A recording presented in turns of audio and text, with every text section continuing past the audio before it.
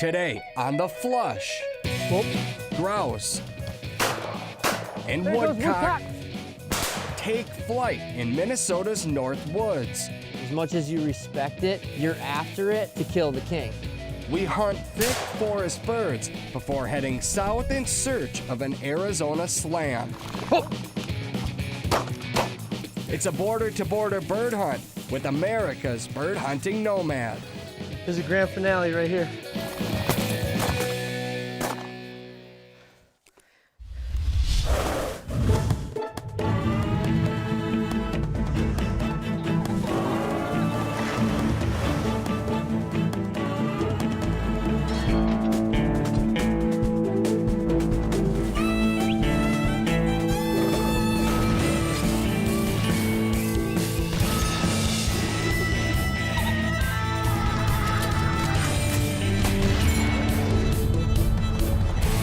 The Flush, presented by Federal Premium Ammunition and Peasants Forever.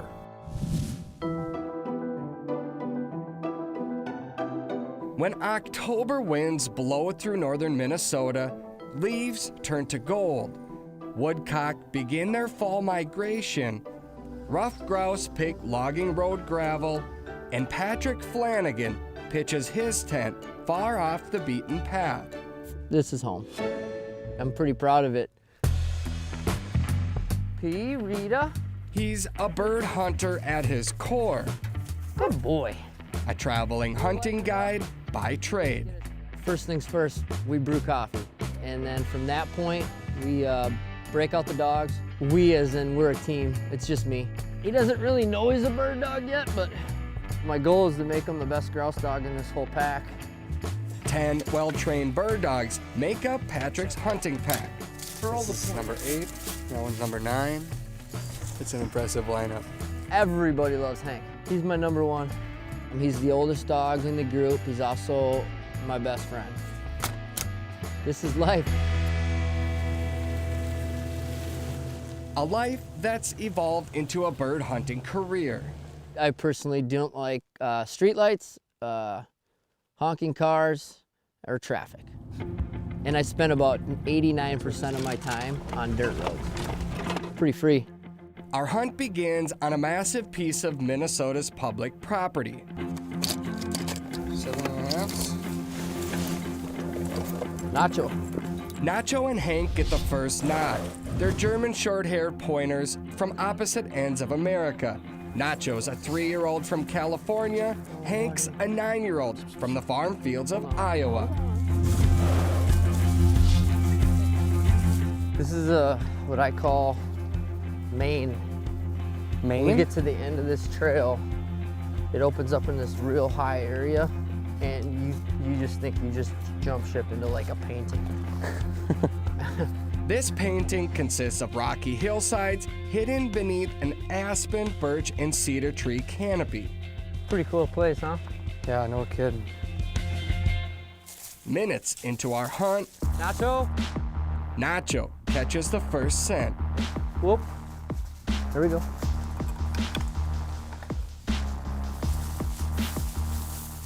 Whoa. Whoop. There's a bird in here.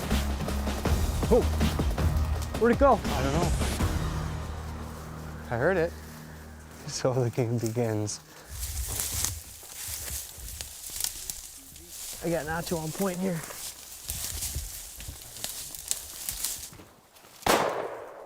Dip! Come on, Nacho here. Woodcock? Yeah. Come here, Nacho. Bring it here, hip. Nacho, come. Give me that bird. Come here. We're in the great North Woods of Minnesota, surrounded by habitat bred for grouse and woodcock. Right there, right there, right there, right here. They're so birdy. Oh, that was forever hold. That was a good bird. Yeah, boy. Well, I got that out of my system. That was a good bird. That was a good bird. Oh, There goes a woodcock. woodcock. Oh my gosh. Oh, there goes There one. goes another one. Okay, want to go get one? Yeah, let's do that. Yeah, let's go get one. There's a lot of young growth. There's a lot of 8, 12-year-old cuts that are providing great grouse and woodcock habitat for a long time to come. Oh, we got a point here. Whoa, whoa. There it goes, there it goes. Well, the ruffed grouse is the king of all uplands. It's the most humbling bird we'll ever encounter. It's a bird where you don't count shots fired or birds in the bag, but flushes. Woodcock, over your head. Whoa. They're flushing in every direction. It's like chess in the woods. A chess match with 20-foot visibility. There becomes like a vendetta with the bird. As much as you respect it, you're after it to kill the king.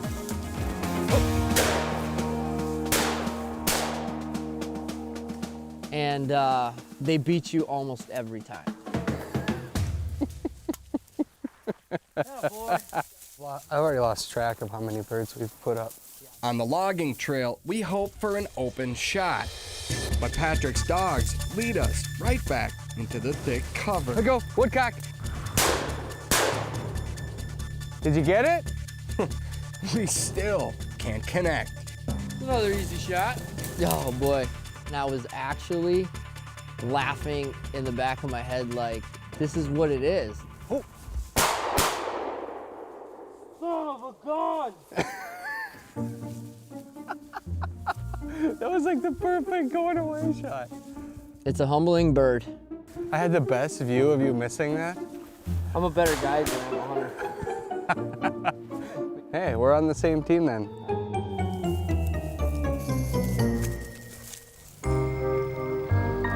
Back at camp, we lick our wounds and count the ones that got away. How many birds do you think we saw? I don't know how many that I heard just flushed. Right. But it was over 15. Yeah. We're 3 hours into this hunt and still thousands of miles from the finish line.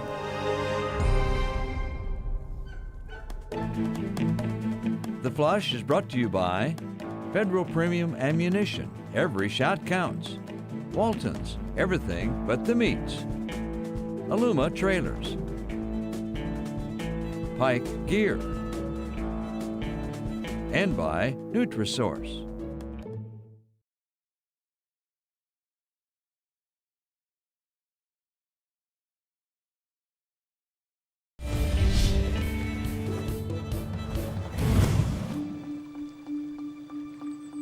Good morning. Morning. How'd you guys sleep? I slept well.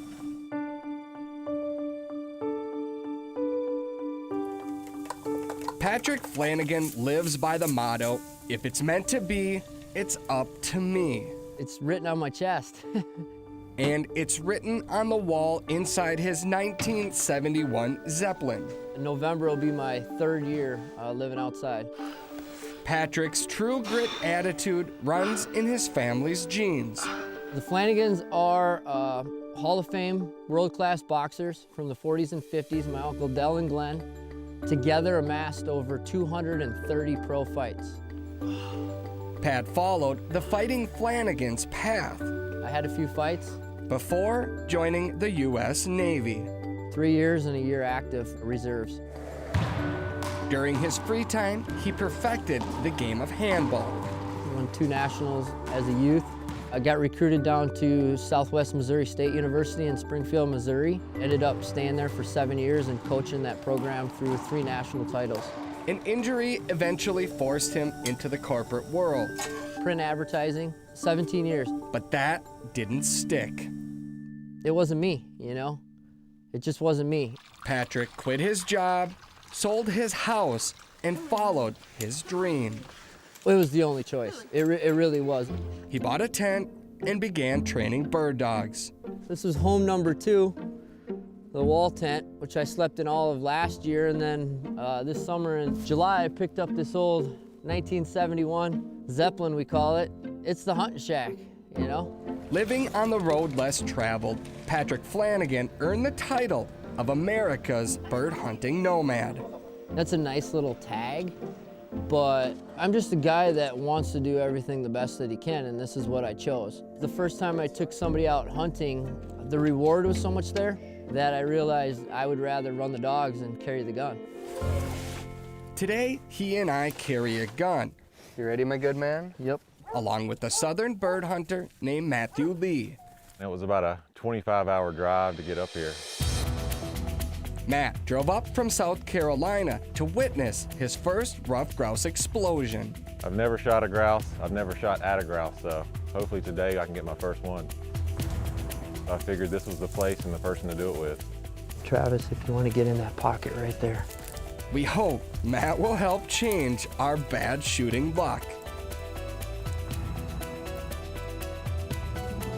Oh, grouse! Dead! Dead? No? No, did it go down? I was right on it. I had a lot of trees. Did you shoot too? I shot, did you? Yeah. I thought it went down. I was right on that bird. That's a grouse for you. That's what they look like. And that's what, that's what they look like when they fly away. Welcome to the grouse woods, Matt. Oh my gosh, look at this. Here's my shot. Oh yeah. Check this out. And that grouse lives another day. Good thing Patrick's bird dogs don't hold grudges. We're bound to hit our mark. At least, I hope. The Flush is brought to you by Benelli, Carlson's Choke Tubes, the Shooter's Choice, Elk Mound Seed, Ruffland Kennels, and by Kansas Department of Wildlife Parks and Tourism.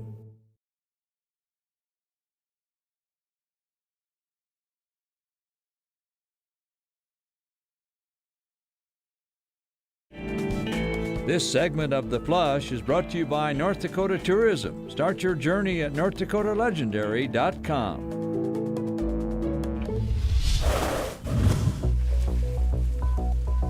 "18 yards, she's right here." Let's surround her a little bit. Matt, get up past her left ear. Travis, off my right. Woodcock! No? I'm afraid that I might be the world's worst grouse and woodcock hunter right now. If it weren't for bad luck, Oh, there goes. it seems we'd have no luck at all. Hunting rough grouse and woodcock near the Minnesota-Canadian border requires a short memory. And that grouse lives another day. A lot of perseverance, 70 yards up here. and of course, a good dog. Fortunately, we have all three to go with perfect grouse and woodcock habitat. Oh, move up.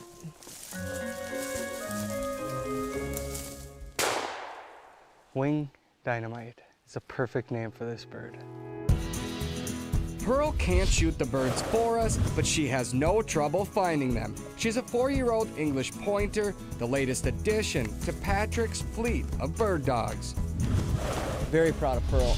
She is now my #1 dog in the woods.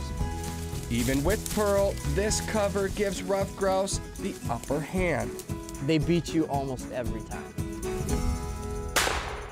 Ha! Not this time. Oh! Atta boy! He does not just pull a double. Pop out on the trail for 2 minutes, and they just started flushing. Jeez. Look at that. I wasn't gonna wait. I mean, no. Heck no. When you hold an adult male rough grouse, looks to be a male, and you look at it, you just took the ultimate game bird, and you won that day. And it only takes one. It was about 20 grouse probably before we got one in hand. I know. That's crazy. Pearl cuts our celebration short. I have one guy going here, and then bank left, straight ahead. There goes woodcock.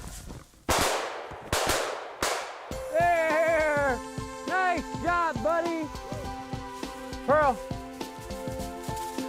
Oh, good girl. Here, gift. That's your bird. I was beginning to question if I was ever gonna hit anything again. This is proof right here. Persistence in every hunt pays. You know, the grouse and woodcock, to look at them as a tandem act, I mean, how beautiful could that be? Beautiful enough for Patrick to make his home in the woods just to pursue them. Yeah, this is home. That is, until Arizona's quail season opens and Patrick moves his home to America's southern border.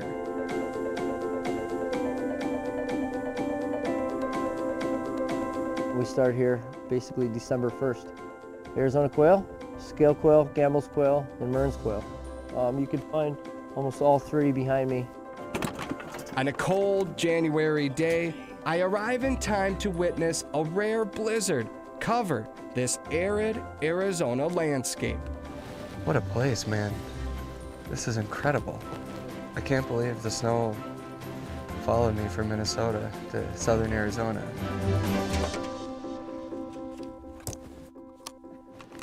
We begin our southern hunt in search of Mearns. We're gonna get up here about a quarter mile. Okay. We're gonna take it all the way back into that cut and then kind of roam that hill. I call them hips, you know, where it kind of goes up like this. Mearns quail are notorious for holding in tight coveys beneath stands of live oaks. My lake's elevation about 300 feet to about 6,000. Rita has a knack for finding them. Okay, we actually got Rita on point. She's 70 yards up this way. Whoop!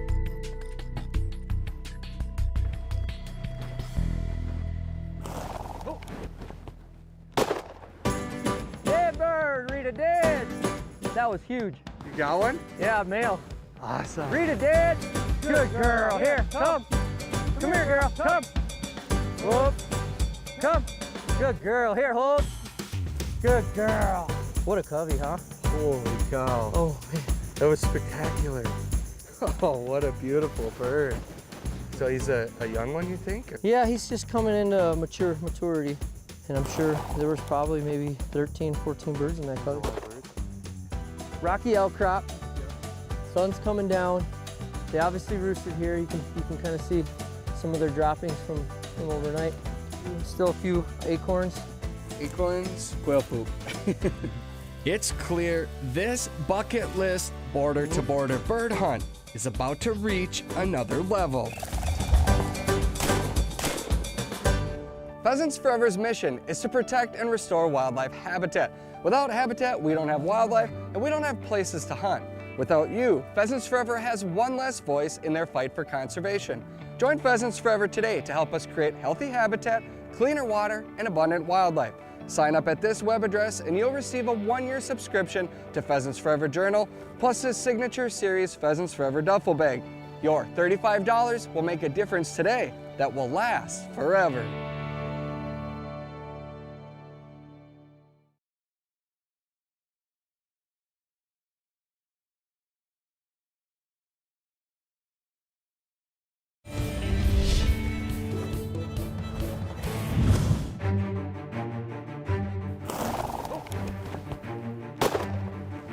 Dead bird, Rita dead. Good girl. Here, hold. On a snow-covered mountainside, our quest for the Arizona Slam continues.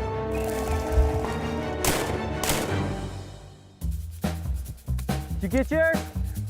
Patrick. Well, Oh, I got flustered. A missed opportunity turns into a midday break before we switch gears to hunt Gambels, a quail species with a reputation for running.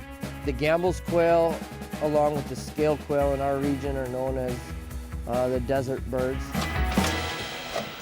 We're about an hour from where we started this morning. Landscape looks a little different. I still didn't envision hunting in a snow-covered desert. It's a hunt that starts at gets 15 miles an hour and goes to 50 miles an hour in a heartbeat. But Hank, this dog knows Gambels quail. They call them ninjas. I mean, they could just disappear. But their tracks can't. Look at this. At least not in this snow. Look underneath this bush. They're already on them. We're on him. Look at that. Beautiful. There they go. I got them. They're in the wash in front. Okay. Whoa, watch out, get. Nice shot. Oh, there's some running. Dad, fetch that bird. Fetch it up. Hey, come. Whoop. Whoop, hold. Whoop. Give. That's a young Gambels male cockbird. That is beautiful. My heart got going there. Like all of a sudden, like there's tracks. Dog got birdie. Oh, whoop. We got her on point. Yeah, up here. And just like that, Whoa, Hank. the sprint resumes. Look at this point. Oh. Dead. And it doesn't get old. You can do it 1,000 times, and 1,001st time, it's just as good. It's a big hand. They're a tough bird. Yeah, amazing. My So goodness. good. And we got a happy Hank. Not to mention 2 happy hunters. I've never held one of these before. I'd like to do it again. It's easy to see why Patrick lives for this unpredictable wild bird pursuit. Pearl, Dad.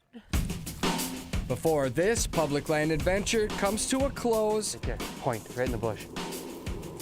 Right here. Whoa. Oh, hands. Whoa.